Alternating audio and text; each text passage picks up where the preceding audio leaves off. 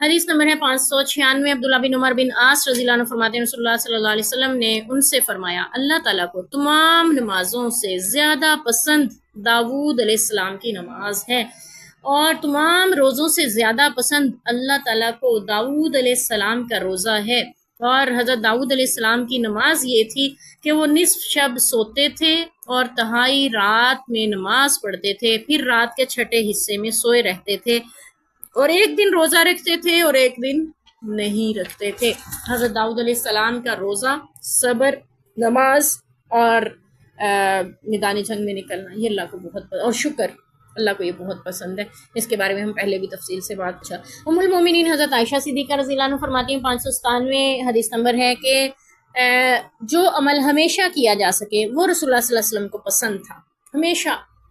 اب تہجد پڑھنا شروع کر دی، یہ نہیں ہے کہ 2 دن پڑھ لے پھر چھوڑ، اللہ کرے ہم ہمیشہ پڑھیں۔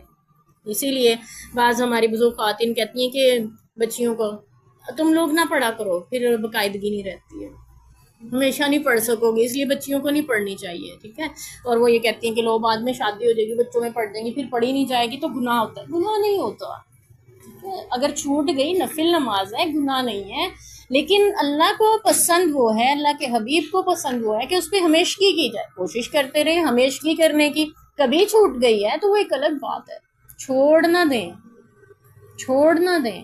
بلکہ یہ بھی آتا ہے کہ ایک شخص، یعنی ویسے ہی آپ نے غائبانہ ذکر فرمایا کہ ایک شخص تھا، وہ نماز پڑھتا تھا تہجد کی، یعنی کہ، اور پھر اس نے چھوڑ دی۔ یعنی کتنی حسرت والی بات اللہ کے نبی نے اس کے بارے میں فرمائی کہ پھر اس نے چھوڑ دی، حسرت سے فرمایا ایسا نہیں، چھوڑ نہیں دینا چاہیے، ٹھیک ہے۔ چھوٹ جائے وہ الگ بات ہے، چھوڑنی نہیں، مداومت رکھیں، ہمیشگی رکھیں، اللہ توفیق دیتا رہے اور ہم عبادت کرتے رہیں انشاءاللہ۔ تو فرماتی ہیں اللہ کے نبی صلی اللہ علیہ وسلم کو پسند تھا جو ہمیشہ عمل کیا جائے۔ راوی کہتے ہیں میں نے پوچھا آپ صلی اللہ علیہ وسلم رات کو کس وقت اٹھتے تھے؟ انہوں نے کہا اس وقت اٹھتے تھے جب مرغ کی آواز سن لیتے تھے۔ اور اگلی روایت بھی جو 598 ہے اس میں فرماتے ہیں کہ مرغ کی آواز سن لیتے، اس وقت تہجد پڑھنے کے لیے آپ اٹھ کھڑے ہوتے تھے۔ مرغ کی آواز، مرغ جو ہوتا ہے نا وہ تہجد کے وقت بھی اذان کہتا ہے، اور مرغ جو ہوتا ہے فجر کے وقت بھی اذان کہتا ہے۔ تو نبی پاک صلی اللہ علیہ وسلم اس کی آواز سے اٹھ جاتے تھے۔ اس سے ہمیں پتہ چلتا ہے کہ الارم بھی لگایا جا سکتا ہے، ٹھیک ہے۔ تہجد کی نماز کے لیے آپ الارم لگا کر بھی اٹھ سکتے ہیں، اور اگر آپ کو یہ ہے کہ آپ نے اپنے رب کے لیے اٹھنا ہے، خود مجھے جگہ ہے، آپ کا اپنا تعلق ہو سکتا ہے اپنے رب سے، لیکن آپ کے لیے نبی پاک صلی اللہ علیہ وسلم کی سنت سے ثابت ہے کہ آپ تہجد کے لیے الارم، یعنی مرغ کی آواز، ہمارے ہاں مرغ تو نہیں ہوتی لیکن مرغ کی آواز آپ کے موبائل میں ضرور ہو سکتی ہے، اور آپ اس پہ الارم لگا کے سو سکتے ہیں جو آپ کو تہجد میں جگانے میں مدد کرے، ٹھیک ہے۔ حدیث نمبر 599 میں حضرت عائشہ صدیقہ رضی اللہ عنہ وہی بات فرماتی ہیں کہ میں نے اخیر شب میں نبی پاک صلی اللہ علیہ وسلم کو اپنے پاس سوتے ہوئے ہی پایا، یعنی آپ زندگی کے جب آخری ایام میں تھے، آپ رات کی عبادت نہیں کر سکے تھے، تہجد نہیں پڑھ سکے تھے، آپ صلی اللہ علیہ وسلم آخری دنوں میں سوئے ہوئے ہی تھے، آپ کے لیے تہجد نہیں پڑھی جا سکی تھی۔ تو اس سے یہ بھی پتہ چلا کہ اگر کبھی چھوٹ جائے کسی عذر کے سبب تو جائز ہے، لیکن چھوڑ دینا نہیں چاہیے، پڑھتے رہنا چاہیے۔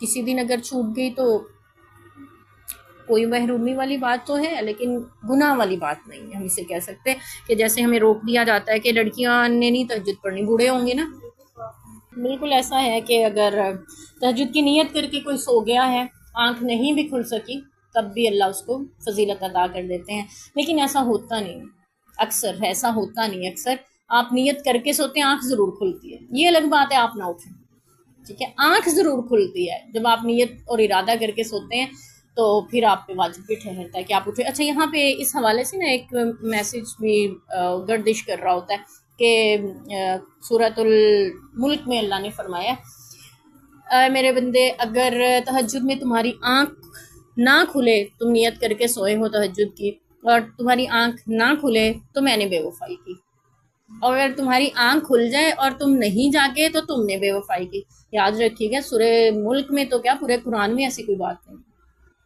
یہ جھوٹا میسج اور سورہ ملک کا حوالہ دے کے پھیلایا جا رہا ہوتا ہے، یہ غلط بات ہے۔